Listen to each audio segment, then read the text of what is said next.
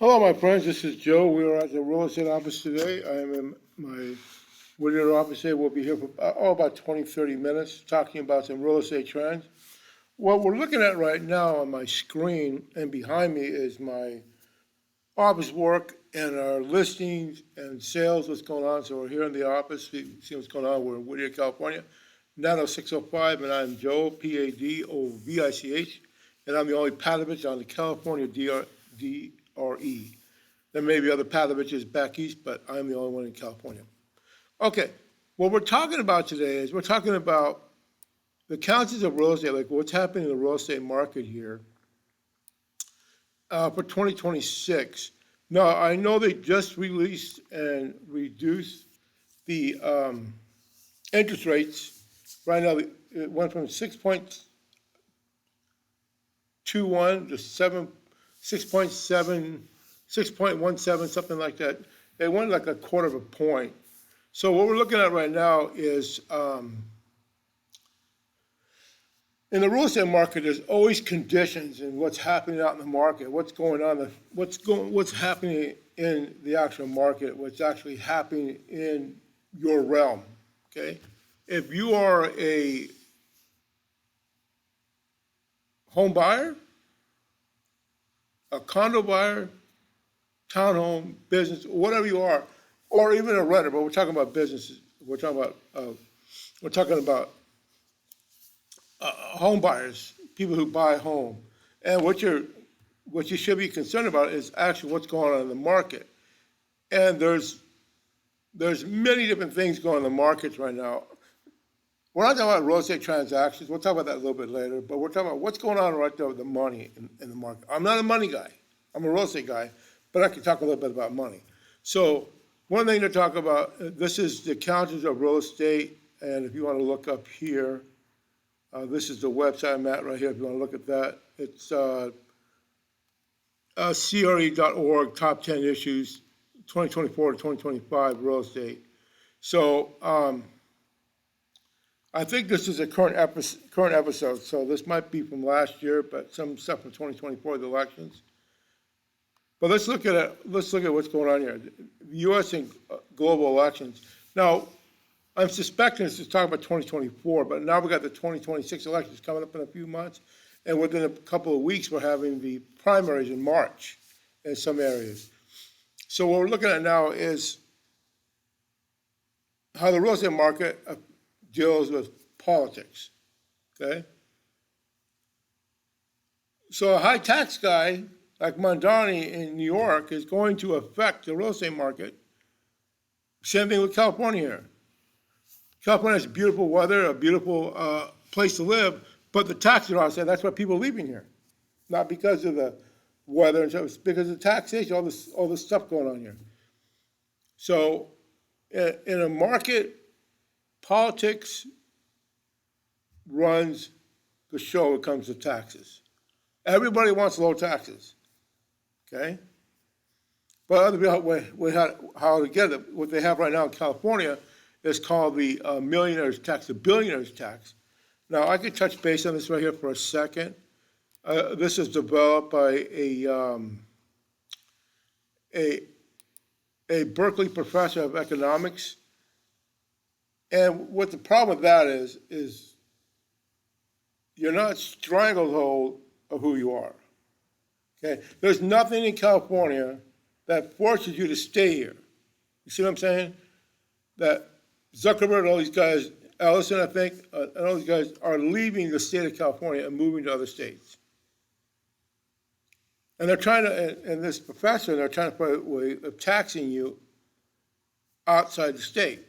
Now, there's only one way that I know of that they can tax you out of state, okay?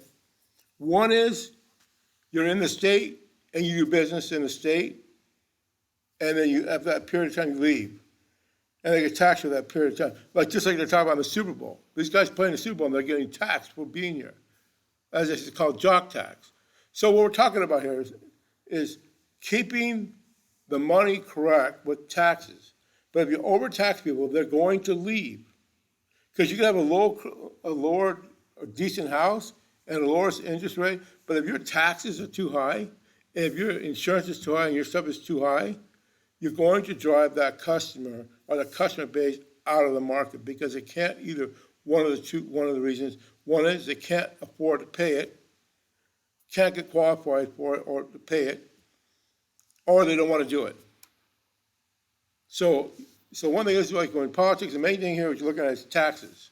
How is this going to affect the market? What's happening with taxes? Just like Trump's no tax on tips, no tax on this, no tax on Social Security, no tax on car loans. That's great for the economy. But states run their elections. They're working on that right now with the SAVE Act, I think. So what's happening right now is you have to look at, like, okay, what are taxes here? What are taxes there? Like I'm saying, people are leaving the state of California, and they're not going to pay high taxes, especially the billionaire tax. So that affects the economy. Now, I just saw another article, a bunch of stores, companies closing down in the near future.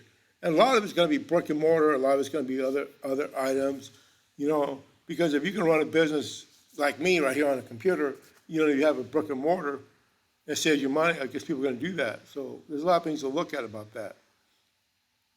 But the U.S. elections there's not politics here, there's not political, so this is taxes and this is taxation and real estate.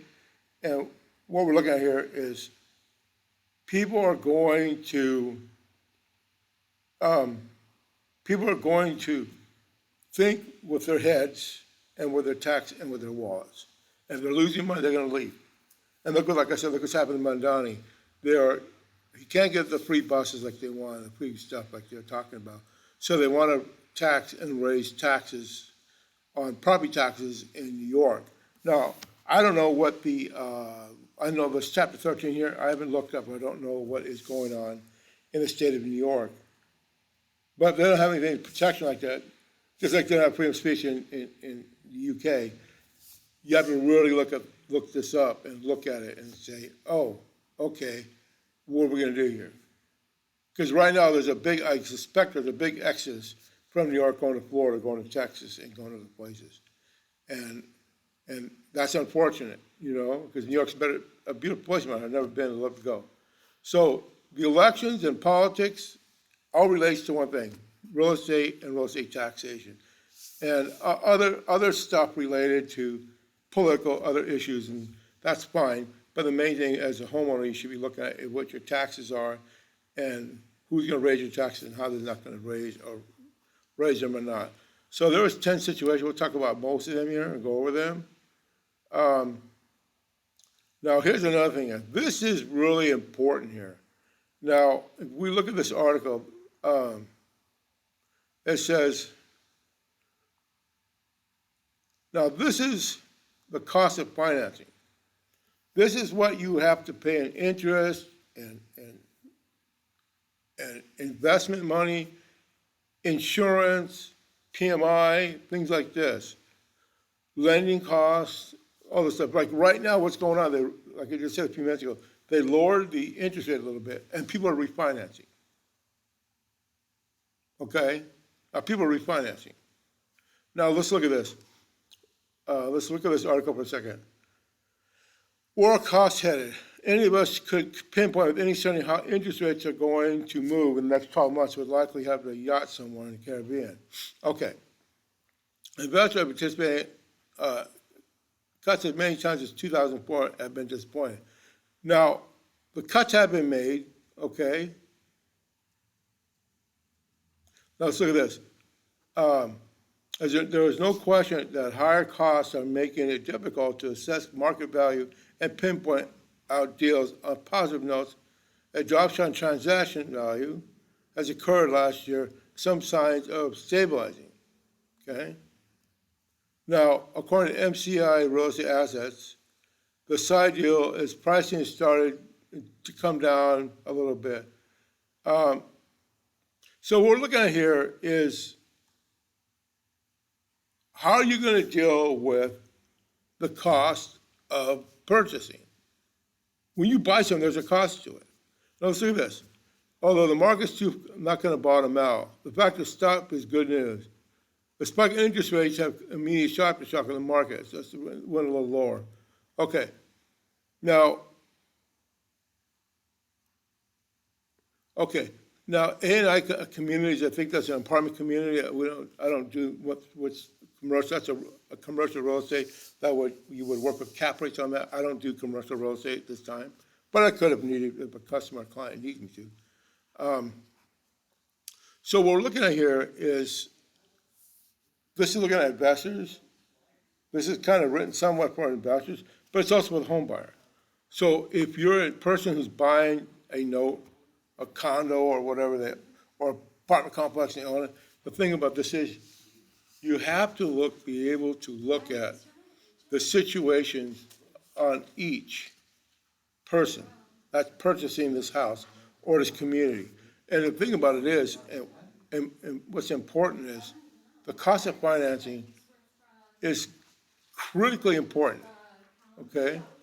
It's critically important you understand this. Now, this article has a lot to do with investors, high-end buyers of commercial real estate. But what I'm looking at here and talking about, not only is this person or the buyers investors, but also the people who purchase these properties and do this kind of work, they're dealing with a lot of turnaround in financing and financing hardships. Now, what I'm talking about, let's talk about as an individual. Anybody out there buying a house. Now, when you purchase a house, you're going to deal with cost of financing through like real estate businesses, all this other places. Now, you got these people get on TV, they say, buy a house, we'll buy your house, no money down. No money, no taxes, no fees, no nothing, but they're gonna charge you. You will pay them. So don't be fooled by them. Okay, if you ever see something like that and you want to sell your house, call me at 949-439-0383. We'll get your house sold for you quicker, or the better cost.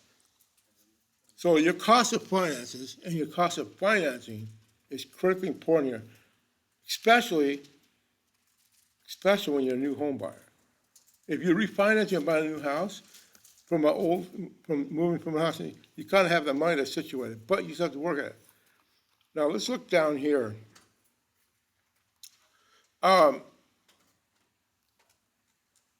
It says, despite financing costs have gone from 4% to more than 7%, some buyers are still finding ways to make acquisitions work, such as targeting higher cap rate deals.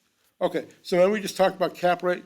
Cap rate is dealing with apartment buildings. You're not going to deal, an individual that's purchasing a home is not going to deal with cap rates unless they're investors. So this article is mainly written for investors and financiers, but it's also written for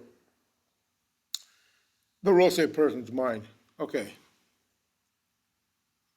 Now, here's another thing here. Now, this happens to deal with commercial real estate here, so we're not going to talk about loan maturities and debt repricing, but as an individual homeowner or condo owner, you could have a loan that can reset your interest, or you can have a balloon payment, stuff like that. But this is mainly written for commercial real estate, so we're going to skip this. Now, here's another thing here, okay? What we talked about before, geopolitics and regional wars. Now, we're not going to, this is more like the worldwide real estate market. This is like for the market and more of a executive, more of a big financial periods of people who do a lot of business. But here's the thing that's really critically important here.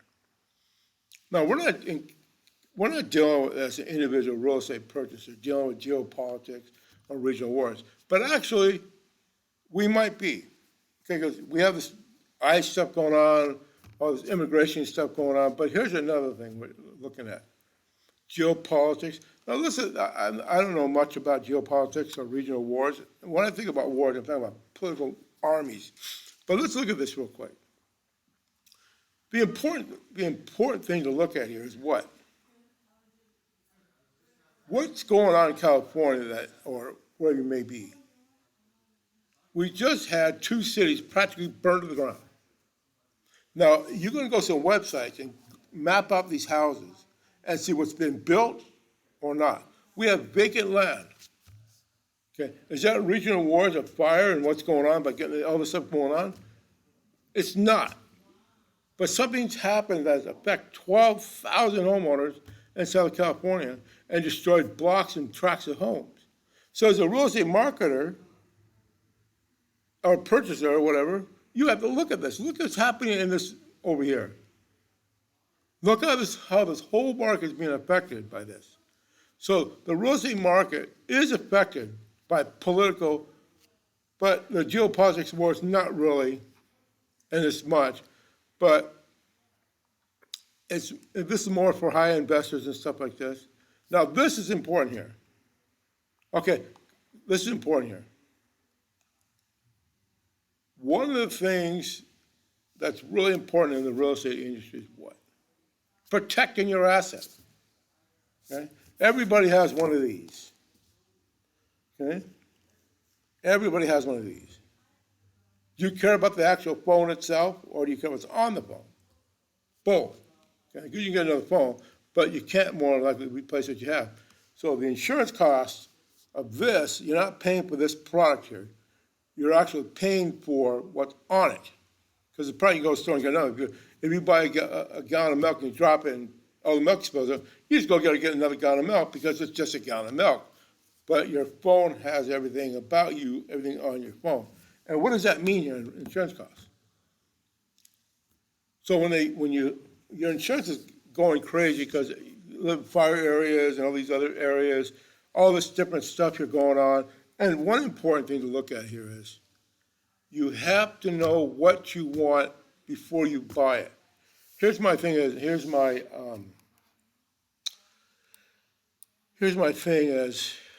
a real estate agent. I'm going to talk to you guys about this. This is very important. Everybody loves the beach. Everybody loves the mountains. Everybody loves the seashore. Everybody loves mountain springs. Everybody loves a beautiful sunset. Everybody loves the mountain views. Everybody loves rolling hills. I'm not talking about rolling hills, the city. I'm talking about everybody like rolling hills. The beauty of it. Everybody loves a nice sunset. Everybody loves a nice sunrise. Everybody loves something. Everybody enjoys something. But here's the issue. When you buy something, don't buy it because you love it. I understand what I'm saying is contradictory to what I've said before. I'm saying don't buy something because you love it. Buy something because you love it and it's practical. Here's my example. Do you enjoy a brisk summer walk? Everybody, of course you do. But where do you enjoy your brisk summer walk? Is it on the beach?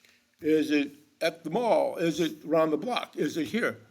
See my point I'm saying is your brisk summer walk can be done at a home, in a nice tract home, like a lot of people live in, and we walk around the block with your dog or just walk and just take a walk. I am not telling you not to buy a house on the beach. If you call me up and say, hey, Joe, I want to buy a house, and I'm going to live in Newport Beach, and I'm going to look at the sand every day, I will not, under any circumstances, talk you out of it. Oh, okay, Bill, let's go, or Debbie, or whatever your name may be. Let's go, and let's find you that house, because that's what you want. I'm not here to talk you out of it. I'm not here to convince you to buy it. I'm just here to show you what you want. But you live there for like 3 months. It's beautiful. And after a while, I'm getting tired of looking at that sand every day. The sand's kind of hot today. Oh, wow, it's really hot, and it's hitting my window, and it's affecting my, my carpet, my window, my curtains are getting, So buy what you want, not because you enjoy it, because it's practical and you enjoy it. And that's what we're talking about insurance. All the people that live in the mountains, that's beautiful. But why can't you just rent a cabin in the mountains? You know what I mean? Why can't you just go in the mountains and rent a cabin and enjoy the cabin? Why do you have to live at the campground or live on the beach? That's nice and practical if you like that, but do you like it every day? That's what we're talking about insurance here. What you buy is going to affect your insurance costs. Okay? So it's triple digit only. Construction cost updates, property values. Here's the thing, man. Here's the important thing is, here's what you got to do when you're buying a property. What does the house cost? We talk about finance. What's the financing house cost? Right here. What's the insurance and all this other stuff? Do I want this? Do I this? All three of these things have to tie together because you have to know what you want. You have to know what you want before you get it. You can't just buy something on a whim. Oh, if you're driving down the street and you see a burger place and you go, oh, I'm gonna go get a hamburger. That's a whim. That's buying it on a whim. You go say, oh, you do you know how the stores have ends and end caps at the end, and you buy something because you didn't go to the store to buy it. You bought it because it's at the end of an end cap. Don't think of your real estate transaction that you're going to use and purchase is at the end of an end cap in a store. You want to buy it. What you're buying. You want to buy it. You want to buy it smart, and you want to buy it with this. Just because you love it, is it practical? Everybody loves a nice brisk walk on the beach or a beautiful stream in the mountains. But is that what you want versus your interest costs, insurance costs, and your cost of using it? And now, have you heard of Clark Howard? He does finance. I haven't listened to him in years. I just remembered him. He also did some studies that if you purchase a home on the beach, after a certain amount of years, the salt water will deteriorate part of your property. I've been in Huntington Beach and Newport Beach where they had railings, and you can see the railings have been eaten away from the salt water. So salt water will destroy property. That's something else to look at. So the important thing is when you're looking at insurance costs, the cost of insurance you're going to purchase with the property, make sure that you can get the right insurance, make sure you protect your asset, and make sure that you understand what you're getting and the cost before you buy it. And we can do some research. We can also let you know what the cost would be for the insurance. So we're talking about climate, okay. There's many different insurance companies right here, many different insurance and what to do. Like a lot of this insurance is probably written for the business owner, but it's also good for the real estate buyer or owner. Here's an important thing. Owners need to work with insurance brokers and make sure the underwriters have accurate, up-to-date information on a property or replacement cost so they can make. And here's an example here. CoreLogic, let's go to CoreLogic for a second. Okay, now, CoreLogic is an industry thing here.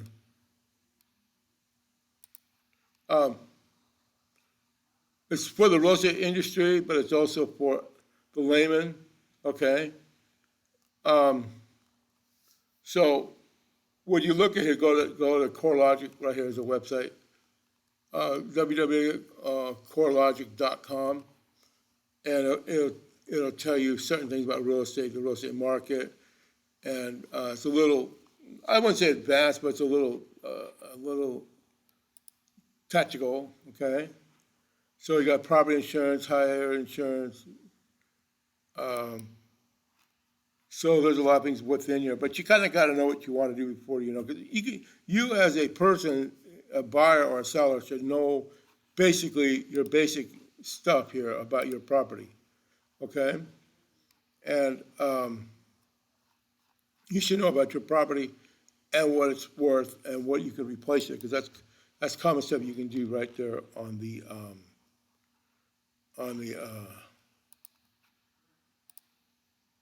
internet. So you have to know your insurance. You have to know the ways of looking at it, how to research it, what your house is worth, what you want to do, what the insurance could cost versus living here versus living there. Now, I'm in LA County right now, in Whittier. About a mile down the road, that was Orange County. Now, if you go shopping in LA County and buy something, it's 10%. Okay? If you go to Orange County, it's 8% or 8.5 or 8.6 or something like that. That's a 0.5%. So if I buy this phone for $500 and just pay them $500 here in LA, Probably talking it's like $50+ in tax, something like that, 10%. I think it's 10%, about $50. By the way, I go to Orange County, it costs me like 43, 44, 42. So when you buy stuff when you're at the store, look at look at the sales tax for each county. Same thing with the insurance policies. Look, call, understand. That's what's important to know. It's important to understand what you're buying and what you're looking at. Now, this one in here is a little more important to look at. Let me put me back so you can see what we're talking about here. This is important to look at here. And this right here, what we're looking at here, housing affordability and attainability. I just looked at an article about how reached ability to purchase and the cost of money. Remember, we just talked about that. Now look, and it's due to the cost. Okay. Now this is going to be an article written mainly for the conditions for investment, but let's look at this real quick. Let's look at this. Let's read a little bit of this and let's look at this. The lack of affordability in housing has been a persistent problem that appears to be getting worse, not better, through the multifamily rent growth stabilizing, even turned negative within some metros over the last year. Rents have generally climbed even higher the last 15 years. Nationally, the average multifamily rents are estimated to increase 45%, according to Fannie Mae. Now, here's the thing here. Let's talk about this for a quick second here.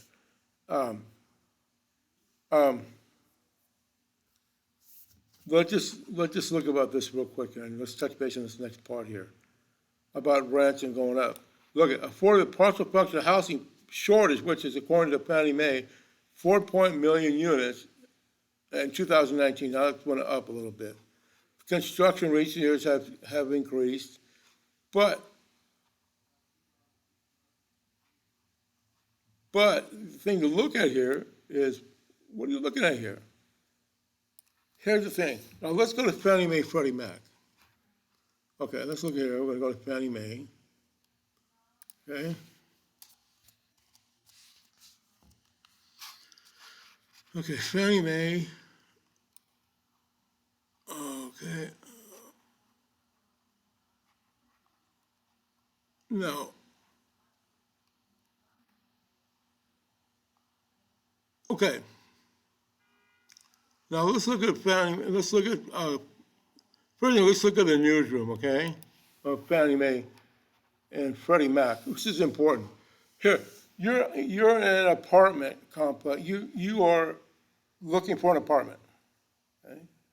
So this loan, this here is about cost and affordability in the housing market. See, you have to be smart. Okay? You have to have intelligence. You have to be smart and be intelligent. So what are they talking about here? It says rents have increased 45% from 2009 to 2009 to 2023, according to Freddie Mac. Okay, now let's look at this. Now, okay, topic, consumer resources, data insight, search.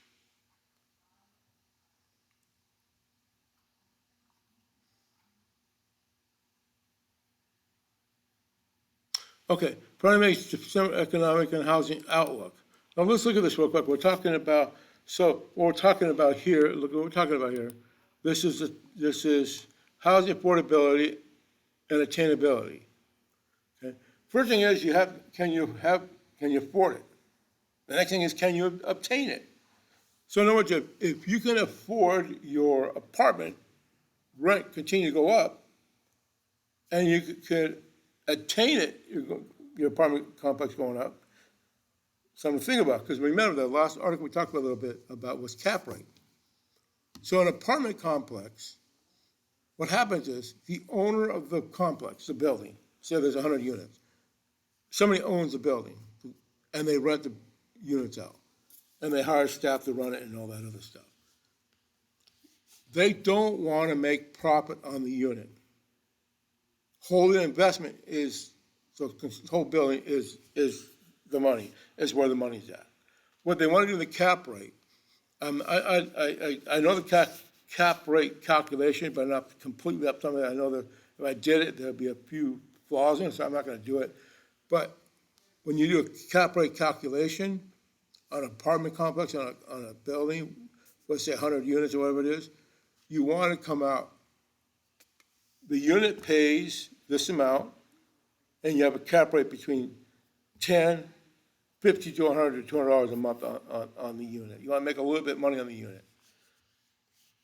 But you want to have all the units combined to make you the profit, to pay the insurance, to pay the workers, pay everything, pay the loan on the cap rate. You would probably have a construction loan that was new. So you would pay the loan off, but you would have a cap rate of a certain amount. I think it's one of us have.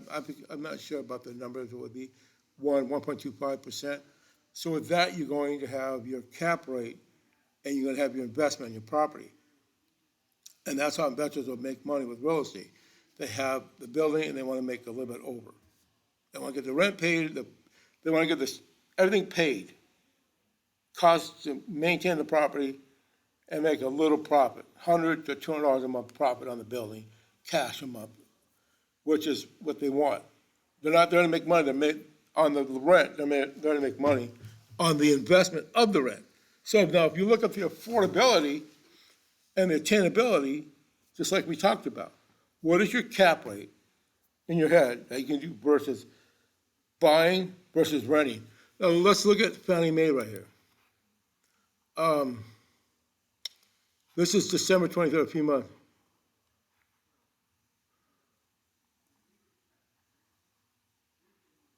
Okay, so there's different, like, this is up articles and stuff here. And now,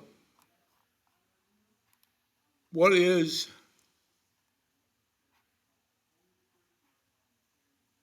okay. Now, let's look at this here.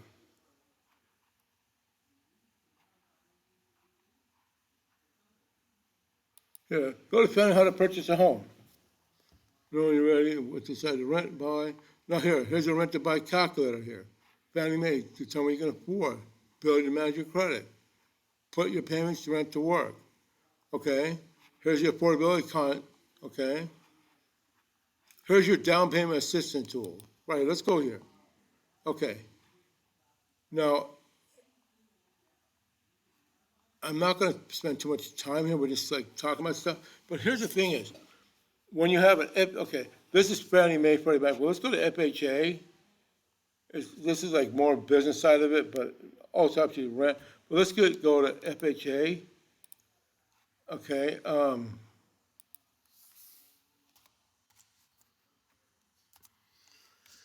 Now,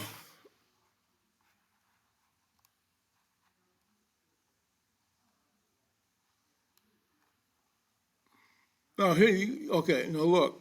Okay, here's NerdWall. This is, see, here's Wells Fargo. Here's all these other companies. What you want to do, you want to go to FHA's website, not on all these different companies' website, because you want to go to FHA.gov.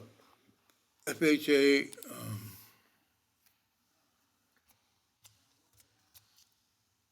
the actual website. Okay.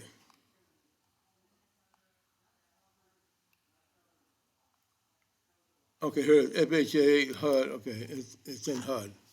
My error on that, I thought it was its own standalone website. Okay, now here's the thing about this is, okay, so what you want to do, like we're talking about affordability and attainability. First thing you want to do is you want to go to the source, like FHA, VA, and go from there. You want to go to them first, and then you want to say, oh, okay, they can, okay, because some places are different in costs, and they do business all the same, but some have different costs, different progress, some promotions, something different. So let's look at this here. Okay. Now, let's look at, okay, so what we're looking at here is different types of loans, okay? Let's go to your home. FHA approved homeowner. Now, here's the FHA homeowner. So that's what I'm saying. Go to the FHA first, okay? Or HUD or VA first, and you can go from there. So let's go find a HUD approved, okay, and go there. FHA homeowners fact sheet. Okay. Now it talks about refunds, refinances. Now, here's the thing here. You might be able to get a refund off your home, off the loans up through FHA. Third, the important thing about this is when you're looking through here, you want to find what is on a HUD, on an FHA loan. Let's look this up. We'll do it together. What is, I think it's 3.5%. FHA. What is FHA down payment percent? I think it's 3.5%. Like I said, 3.5. Actually, I know my stuff before I get it. But look, so here's the thing. Let's look at this here, affordability and attainability. Okay, so 3.5% down payment for homeowners, okay? This is what everybody got to go through, okay? This is what everybody looks at, goes through. So you're paying 3.5% down payment. That's your obtainability, okay? Then you have 10% of credit scores between 500 and 579. So if you're 579, get up to 580, okay? So in other words is, you want to buy okay, so you want to buy an $800,000 point, okay? So you're looking at a small amount. I'm not going to do math here, but because, so 800,000, what's 10%? 800,000, 80,000, okay? 40,000, 20,000. So you have to put down like $20,000 to buy an $800,000 house with FHA. But you can borrow that 20,000 through gift loans, so other means to get into your property. The thing about this is important. Let's look at this here again. Let's talk about this. This is important, and we need to talk about this. How's affordability and attainability? Let's go back. It's 3.5%. Now, let's look at it. And can that be, I think it can be, and can that be borrowed? I'm going to do it here online. I think it can be borrowed, gift loans or whatever, something like that. Let's go enter. Okay. Now here's the thing about this.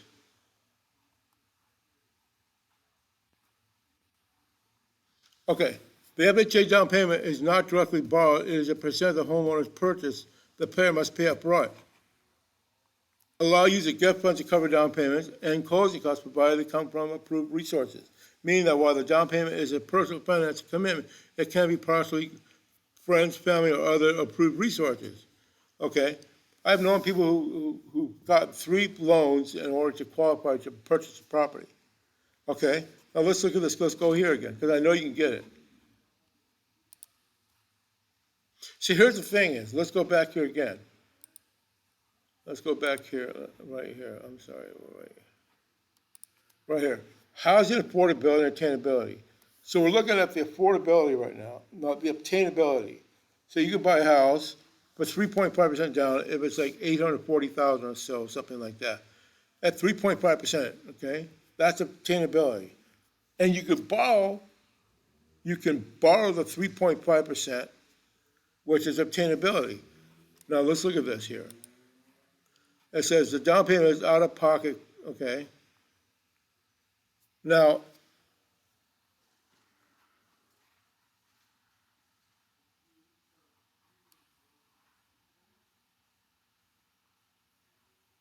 So here's what you can do. You can borrow that money, get down. So here's the thing right here, what we're talking about, the FHA. Like I said, you have to know what you want. You have to know where you want to live. You have to know these questions. You have to know the insurance. So let's look at this quick right here. Close some of these off here.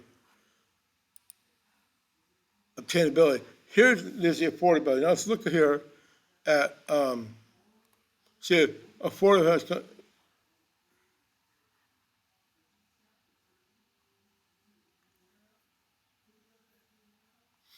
Now let's look at this here. So if you have to borrow the 3.5% to get in your place, because you can't afford 3.5 to get in your place, so you have to borrow the 3.5 to get in. Is that affordability? You have to think about this. You could find a way to obtain it with a low credit score. You have to find a way to get in it. But can you afford it? The insurance, the taxes, the upkeep, all this other stuff. Can you afford to do all that stuff? So your affordability is something to look at too. That's something really to think about. And affordability is a very important. You can get the down payment, you can do that, but what about affordability? Should you live in a smaller area? Now, if you look at one of my, I'll talk about this later about FHA, I'm sorry, about AI and artificial intelligence. Now, I can go here right now, watch this. It'll take me, wait.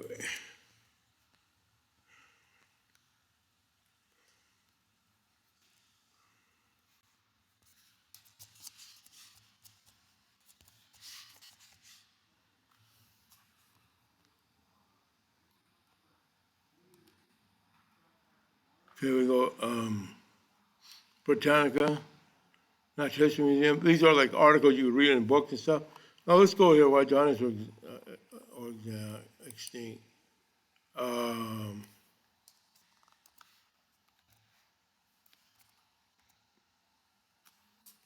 AI school, AI,